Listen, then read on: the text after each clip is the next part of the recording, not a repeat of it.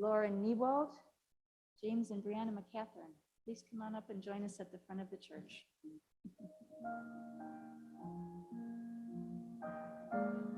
Also Mike Pabian and Tom and Mary, Tom Brackett and Mary Getty, please come on up. Please come on and stand across the front here.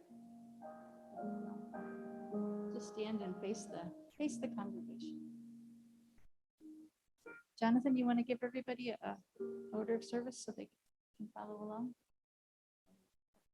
Which is also important.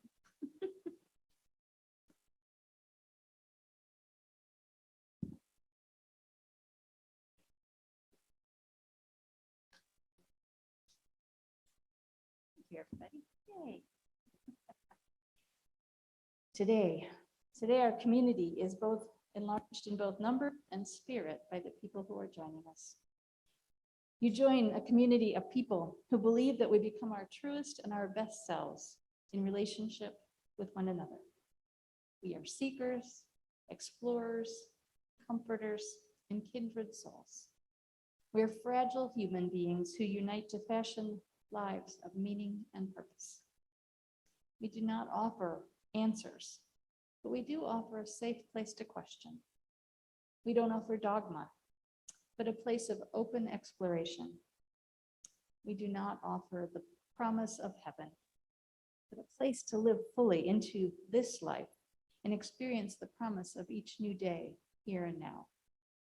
We welcome the gifts that each of you bring and the changes that your presence will have on our congregation. I'm going to invite Tom and Mary to speak. They're from our membership committee. You've probably talked to them before. Good morning. We invite you to join in our pursuit of justice and to share in our spiritual journey, to challenge us in our complacencies and to help us reflect on the meaning of our Unitarian Universalist heritage. Welcome. We ask you to walk with us in freedom, to trust your own wisdom, to share with us your hopes and fears, to lift up your joys and your sorrows, and to allow yourselves to grow and change, even as your presence helps us to grow and change. Please sign the membership book. Jonathan will help you, and Jamie's going to play our song, We Would Be One.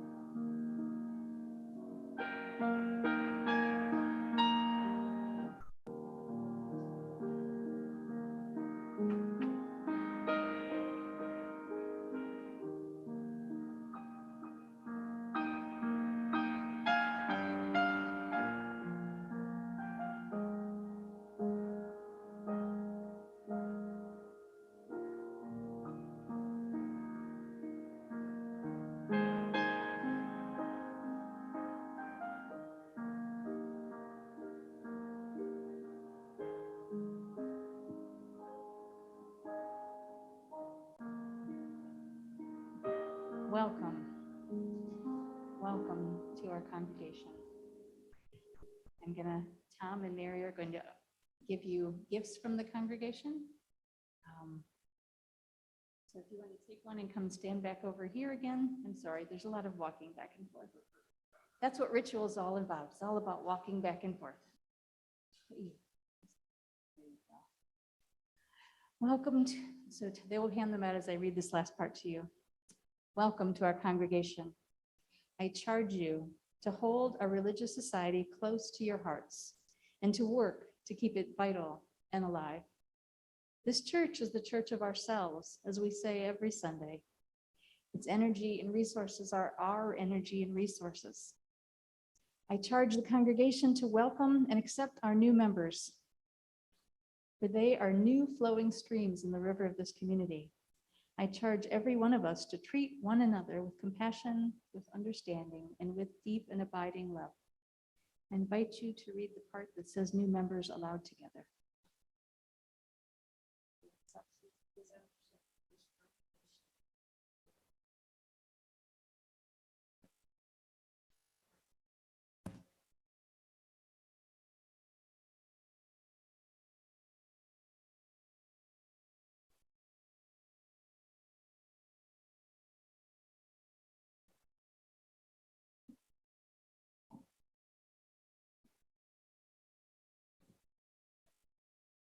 Rose, Lauren, James, and Brianna.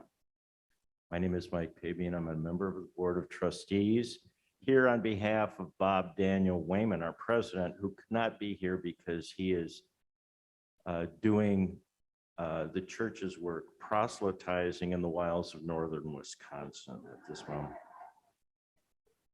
On behalf of the Board of Trustees of the Unitarian Church of Hinsdale, I welcome you into membership and full participation in this community.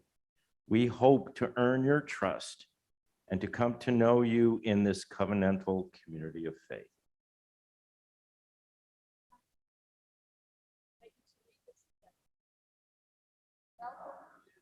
Right. In a spirit of fellowship and joy. May your days be long and full. May each of us prove worthy of the trust placed in us as we travel this path together.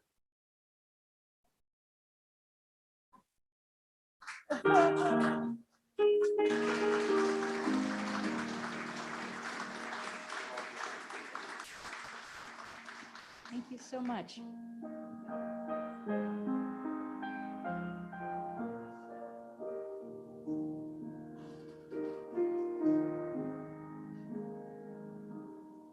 It's one of my favorite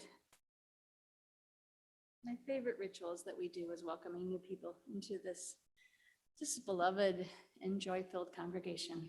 We're so glad you're with us today. Oops, there's a lot to go past. Now I'm going to invite Jonathan to do our next reading, Widening the Circle of Concern.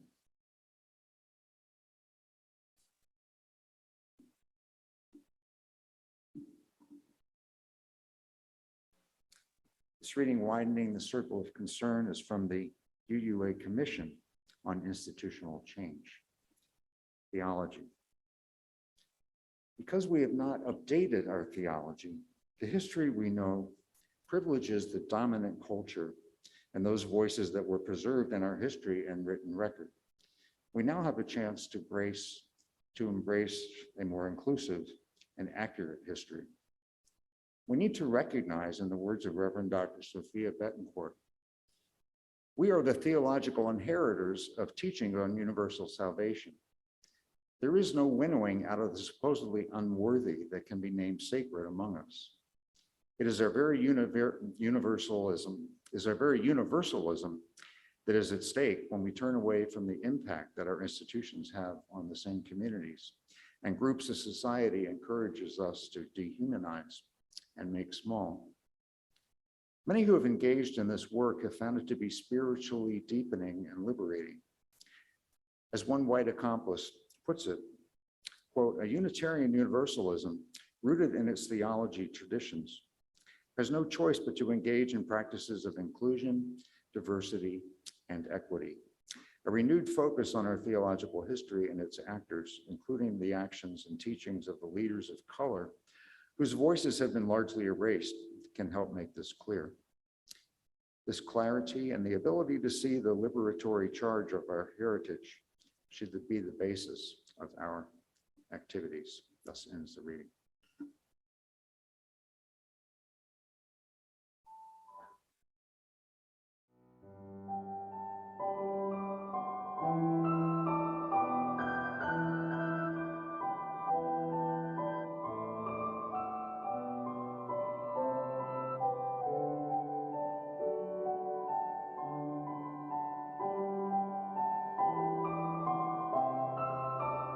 Maybe the hardest part is if if you teach, you have to live your teaching. You can't say, you do not as I do, but do as I say. No. You have to say, I'm doing my best to live what I teach. I have a painting by Phoebe of a group that she calls Sister Suki's Funeral. And all the women, there are about 9 women, and they all look like women in my grandmother's prayer meeting group. So whenever I'm obliged to do something, I take that painting and I look at that painting. There's an empty chair. And I think, now what would Grandma do? What would she say? I can almost hear her voice say, now, sister, you know what's right. Just do right. You don't really have to ask anybody. The truth is, right may not be expedient. It may not be profitable, but it will satisfy your soul. It brings you the kind of protection that bodyguards can't give you. Try to be all you can be, to be the best human being you can be. Try to be that in your church, in your temple. Try to be that in your classroom. Do it because it is right to do. You see, people will know you, and they will add their prayers to your life. They'll wish you well. I think if your name is mentioned and people say, oh, hell, oh, damn, I think you're doing something wrong. But if your name is mentioned and people say, oh, she's so sweet, he's so nice, oh, I love, oh, God bless her. There you are. So try to live your life in a way that you will not regret years of useless virtue and inertia and timidity. Take up the battle. Take it up. It's yours. This is your life. This is your world. I'll be leaving it long before you under the ordinary set of circumstances. You make your own choices. You can decide life isn't worth living, and that would be the worst thing you can do. How do you know? So far. Try it, see. So pick it up, pick up the battle and make it a better world. Just where you are. Yes. And it can be better, and it must be better, but it is up to us.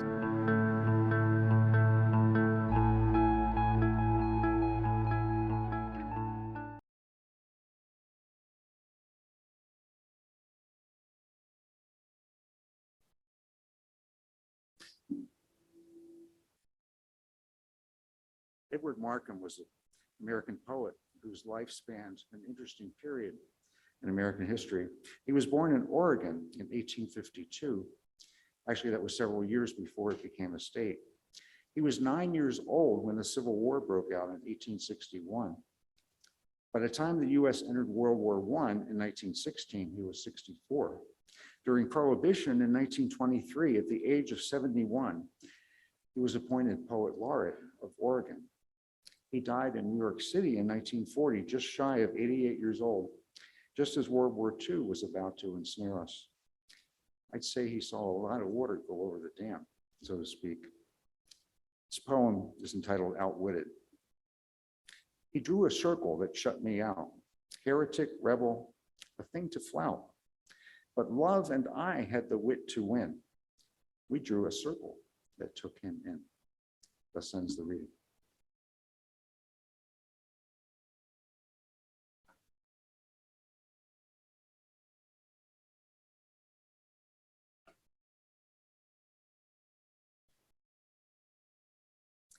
Question. If you inherited a piece of property that was strewn with trash and all polluted, and you went there and saw all this toxins dumped, what would you do? You could just ignore it and hope the mess would go away. You could blame the person who you inherited it from, if they're likely dead, so it won't make any difference. And you weren't the one that made the mess, but it's still a mess. I think most of us here would get to work cleaning up the mess, be stripping the toxins off the top layers of the soil, trying to make something that could grow good things again out of that earth. I think this is kind of where we are with racism right now. We inherited a mess. And most of the time we just live in it. We think that maybe this is how life is supposed to be because that's how we've always known it to be. If we've never seen living in a space without these kind of toxins and these kind of harmful ways of being in the world, then we might not even be able to imagine something else is possible.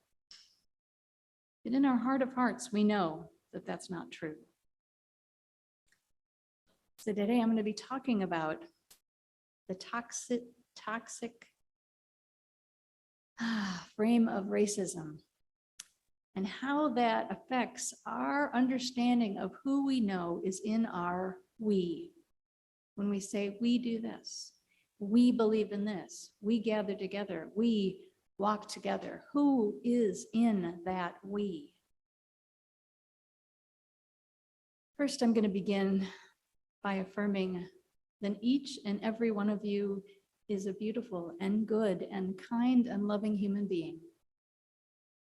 When you hear me talking about this toxic soup that we live within, it is never saying that you have done anything wrong. It is saying that we have grown up in this toxicity, and that part of our journey to becoming the people that we want to be is to see the toxins and to do the hard work of changing our own relationship with the world. From our reading today that Jonathan read, Joanne Macy explained that our we's grow in concentric circles that go out around us. They start with a smaller singular I, and then they go to our family, and then to our friends, and then to our church communities, and then maybe to our towns and beyond, maybe our sports teams. They're all different we's that we participate in. That each one of those expansions of we still care about ourselves, but who we care about has gotten wider and wider. But we all also have within us this sense of tribalism that came to us over the eons of evolution of human beings. Here's a short video talking about that.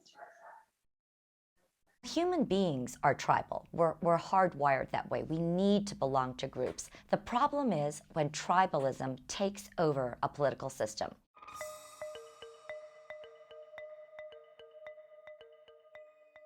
What's happening now is something unprecedented. Whites are on the verge of losing their majority status.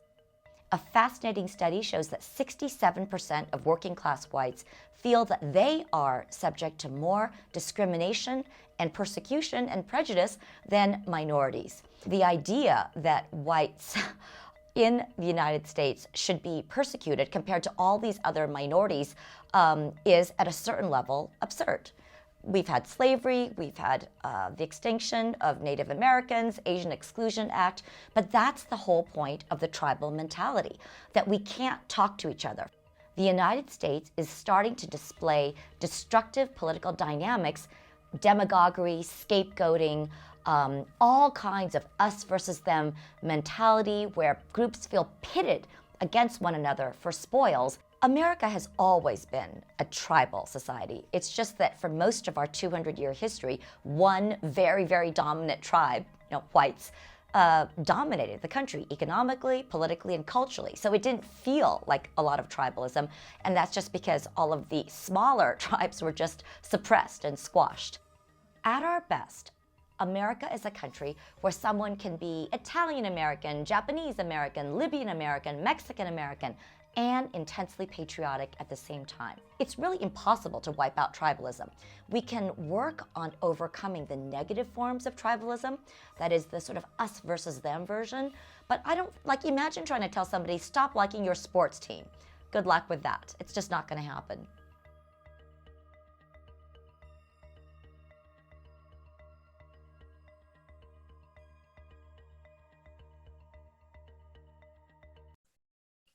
We are tribal. It's built in us. It's something that we have deep, deep in our being. That's not something we're just going to get rid of. I mean, long ago, if we were all by ourselves, we could easily end up being wild boar food. But we had a group around us, we could be eating that wild boar. We understand why it's good to have people on our team. But we'd like to think we're beyond that right now, don't we? This is a place where you get to laugh. Even though we are divided as our country has ever known itself to be. We're divided by politics, but sadly, if you look just a little bit deeper, you'll find that much of those political divide is premised on race, on the fiction of race. Because while there is no actual difference between humans of different levels of melanin, our country, since almost its very beginning, has relied on this false story of the gradations of human value. These gradations are the toxins in our soil, which prevent us from growing rich and healthy fruit. Excuse me. Whether we want to believe it or not, each of us grew up within this story, and we've been socialized at an unconscious level to believe that some people are inherently more valuable than other people. I mean, you hear it when people talk about how climate change is going to totally swamp some island peoples, and they're like, well, they don't really matter that much. They're just a little island, who cares, right? And worse than that, they're usually populated by brown people. So they're not people that are part of our us. And we also live within that even as we fight it every day. I mean, I knew when I was a child, my dad encouraged me to learn Spanish because so much of the world spoke Spanish. It would be a helpful language to have. But I didn't want to, because in my mind, poor people spoke Spanish. I wanted to take French, because even then I knew it had more cachet. I confess I still took Spanish. My dad was persuasive. But all of us want to align ourselves with the cool kids, with those people who have power, who have some influence. I think that explains a lot of why so much of our country wanted to align themselves with the Donald Trump. He looked powerful. He was someone that could make them feel like they had more power. Plus, he said all the rotten stuff out loud that they weren't allowed to say. Now, was I a bad person because I internalized from the people around me that some people were judged as more important than other people? I don't think I was. I honestly believed that I thought every person mattered, but in my gut, I knew there was an unspoken hierarchy that I wanted to be on the top of. But I also had a very strong faith. I grew up Catholic, and part of that was believing the scripture, Matthew 17, which said, whatever you do to the least of these, you do to me. Whatever you do to the people that all of the rest of the world writes off as not being valuable, you're doing that to the creator of the universe. And so I had to struggle with, on one hand, wanting to fit in, wanting to have power, wanting to be with the cool kids. And on the other hand, knowing that I truly believed that each and every person had that divine light within them. And I struggled with that dichotomy my whole life until I became a Unitarian Universalist. And once here, I started to see life through a different set of lenses, see things that I hadn't seen as possible before, and recognize that that scripture that I leaned into, whatever you do to the least of these, you do to me, lines up exactly with our affirming the worth and dignity of every single person, and affirming that we are all part of an interconnected web of being that no one can be separated from. Each of us have grown up in this toxic soup of racism in our lives, no matter how many ways we tried to step out of it. Maybe some of you have done a much better job than I did, but I knew that I was living from what we now name white supremacy culture. And white supremacy culture just says that there is a gradation of human beings and that white people are at the top. That's what white supremacy culture is. It doesn't mean anything about carrying white tiki torches. It doesn't say anything about, I think I'm better than other people. It just means that as a culture, we value people's words when they come out of white faces over when they come out of more darkly colored faces. So what do we do when we know we've grown up in this culture? Some people have said to me, why do you constantly try to make us feel guilty about being white? And I know it can feel that way, can't it? It can feel like when you talk about this, it just feels icky. I don't want to think about it. But I'm not trying to make anybody feel guilty. I don't want to feel guilty myself. And I think when you get to a place of doing this work, you actually can step beyond the guilt. You realize this is how my society is, but I did not choose it. I did not choose to be in this. And so I will actively choose to live differently.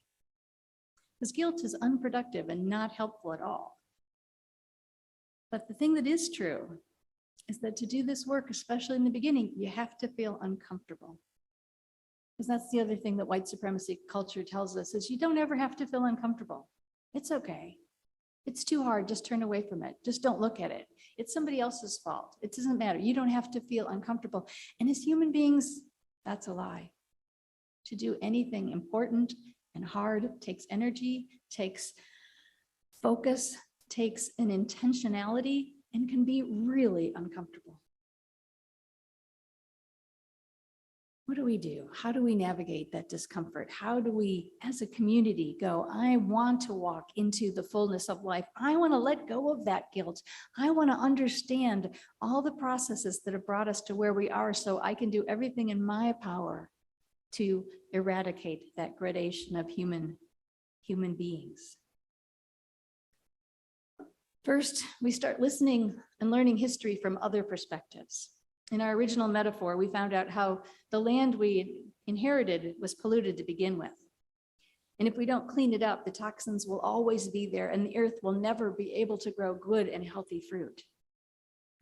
So cleaning up means really noticing what's there. First, you have to name what those toxins are in order to be able to eradicate them. And one of the things that we have that shows us what a unequal land we live in right now is the stats that we have about incarceration, about how many people of color are in prison when they're such a small percentage of the, not at all in line with the percentage of the population they are. So white supremacy culture wants us to stay comfortable and not talk about race. It doesn't want us to dig in the dirt and get out the toxins. But if we want to grow good things, we have to do the digging. You could be a very, very good person and still participate in a racist society. That is a deep truth and that is the reason that lets it continue for so long. It was so much easier in the past when we couldn't see all the horrific inequalities that are now apparent to us. But you know what? Even when white people couldn't see it, darker skinned people could, because knowing helped keep people alive. You know what? Now we all know so much more. The information explosion, the democratization of everybody has a cell phone with a camera and a video, the ability to share what's going on all across the country has made it impossible not to see the inequality which exists. Another question I've gotten is, so why don't they fix their issues? Ooh, that one's Ouchie, isn't it? Who's the they? We are all human beings. We are all affected by the stark inequalities of our world. And any of us who have been paying attention know how horrific these inequalities are. We know about the inequalities of prison. We know about the inequalities of inherited wealth. We know about the inequalities of infant death, the inequalities of who actually died from COVID over the past 2 years. Each place of poverty, when you actually dig underneath it, you find out that it didn't just happen. When you start reading, you say, oh, our government created the policies that shut some people out of wealth and allowed others to accumulate a bunch of it. Our government did all sorts of experiments on one set of people because they didn't matter as much, which in turn let those people not trust the government as much. Surprise, surprise. Our government created highways right through neighborhoods, which destroyed the integrity of that neighborhood. They didn't do it through white neighborhoods. They mostly always did it through neighborhoods that didn't matter. And low test scores, which many people use to say, well, of course, then that group of people are just not as smart, are all the result of unfair funding of schools. If we funded all the schools equally, we would have equal outcomes. And then there's also many other things. Generational poverty is an example of city planners putting profits over people. When we start looking and you start uncovering all these layers and layers and layers that make us all feel uncomfortable, because sadly, the dominant culture had no respect for a large section of our humanity. We start wanting to shut it down, and those in the dominant culture start saying, stop, stop, stop, don't talk about this anymore. That's why there's all this hullabaloo out there, all this ginned up response to critical race theory. Critical race theory is just, let's look at how race has affected people. Let's look at it. That's all it says. It's not saying white people are terrible. It's saying, let's look at what happened.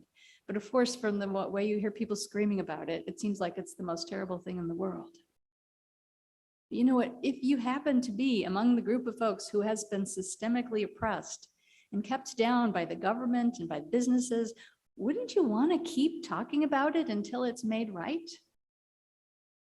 And as human beings here who believe in the worth and dignity of every single person, isn't every single person who's harmed by oppression part of our we? And part of our we is in pain. And every one of us needs to respond and do the work needed to end that pain. Now, there's pushback all over, but I have to say there's even pushback in our Unitarian Universalist Association. A church member this weekend forwarded me a petition going around which says the UUA is becoming an authoritarian regime because it's promoting anti-racism work. It says they agree that racism is bad, but the whole process is wrong. Sadly, this seems to be mostly older, mostly white, mostly men who are not happy with the direction that our association is going as far as anti-racism and anti-oppression work. And it comes from many different places, but especially from one 2019 General Assembly when one white male minister put out a book saying how terrible everything is. And all the people who had been feeling uncomfortable latched onto that and said, yes, he's right. He said we don't have to feel uncomfortable. Here's a white male Unitarian minister saying we don't have to do this work, that it's all baloney and we don't want. So of course he has a following.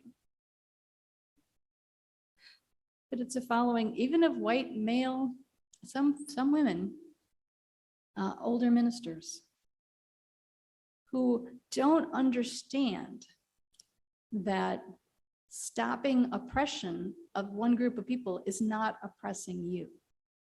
That giving other people voice, and maybe your voice has to get a little quieter. Maybe you're not the loudest one in the room anymore. That's not oppression. That's just an equalizing. That's just letting every voice say what their experience is and what they've known and what they've done. And if we have a we that includes every voice, then we want to listen to those voices, no matter how uncomfortable they make us feel. The UUA has worked for white people for a very long time. And now it's trying to make space for all the other perspectives, all the other squashed circles of identities. And the people that are losing power are not happy about that. That's my take on all of the language. There's all kinds of different petitions going around. That one was just the most recent one I had. But it's really hard to be good human beings. It's hard to live authentic and faithful lives. It takes recognizing when it's time to allow someone else to have the floor, when it's time to allow someone else's voice to shine. And what I'm most proud about, I think what our actual clear legacy is not what's being held up as we don't get to vote on everything. But they want to vote without not doing any of this work of digging and reading and learning and hearing all the stuff that we were never taught in school. They want to vote with their perspective without ever hearing what those voices have actually experienced. And that's the shame of it. Saying we need to vote on everything, but I'm not willing to do the work of learning about it is such a cop-out.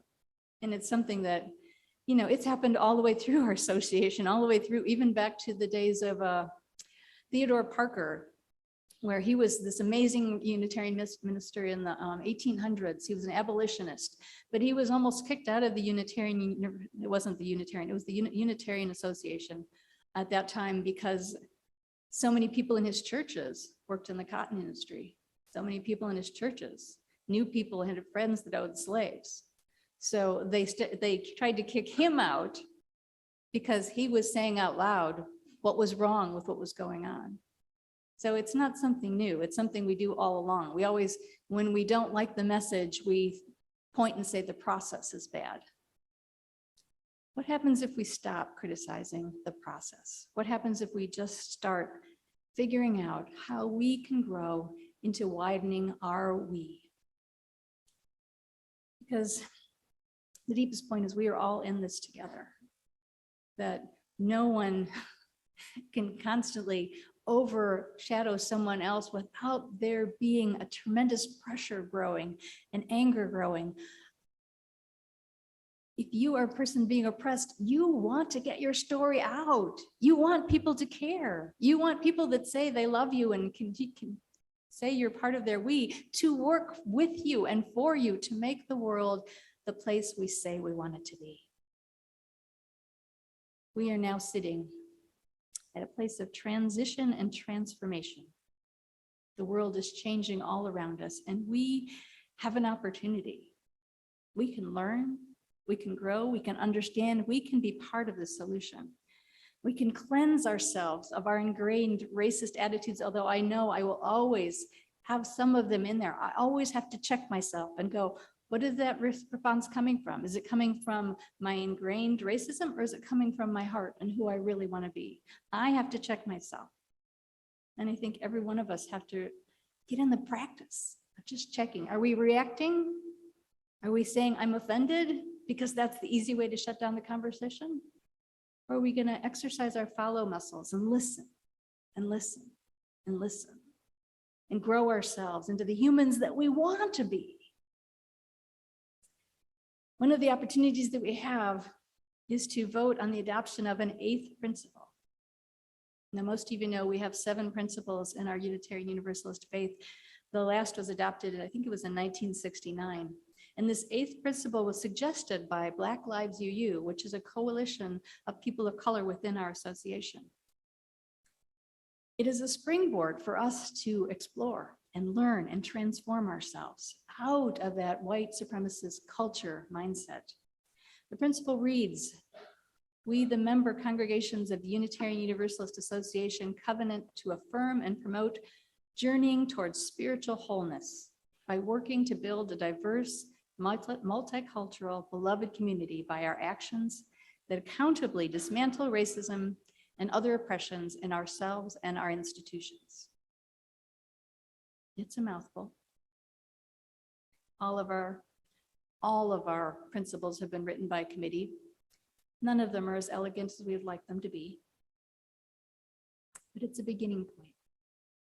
In the next 7 or 8 months, we have an 8th principle steering committee that's going to provide a whole bunch of opportunities, both to learn, to grow, to deepen, to have deep conversations. We're going to learn how our own faith sabotaged efforts at moving towards equalities in the 1970s, and how much harm has been done by people of very good intent who refuse to expand their definition of we. You're all invited to join us in this work.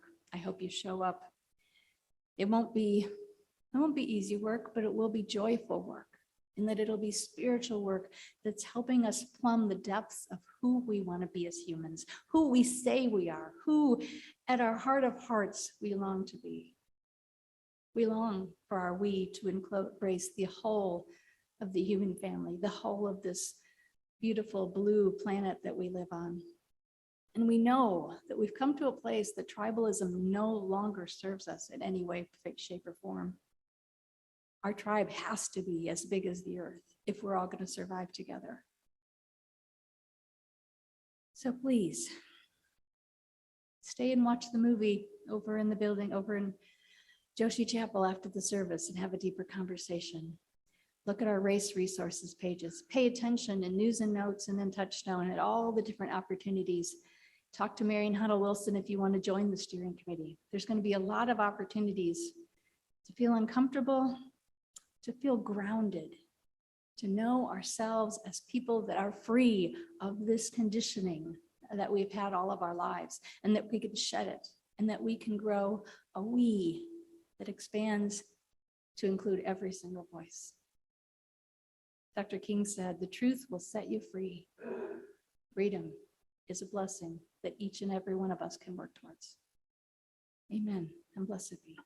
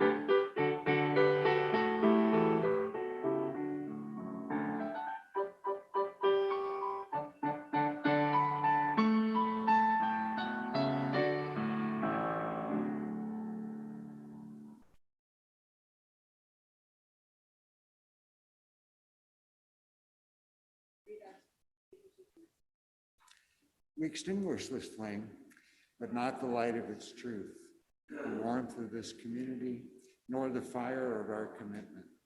These we carry in our hearts and share with all the world.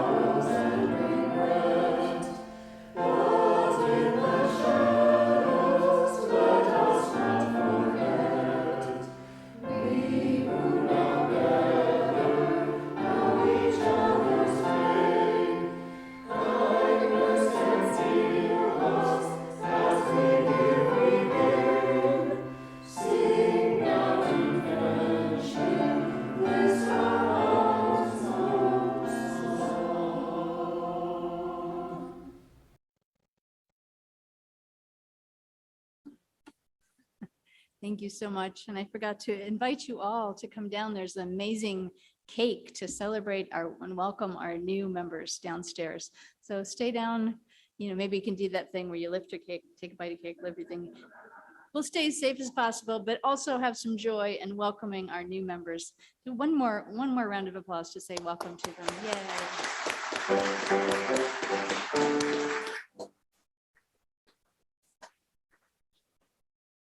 Love and I had the wit to win. We drew a circle that took them in. This poem has had a lot of meaning in this church, which is why I feel like we can do this work. I know we can do this work. As people of love, called to live more fully into the beauty and richness of our human inheritance, we choose love. We choose love to see the worth and dignity of every person. We choose love to know ourselves as embedded in the web of life. We choose love to strengthen us in the face of challenge and discomfort.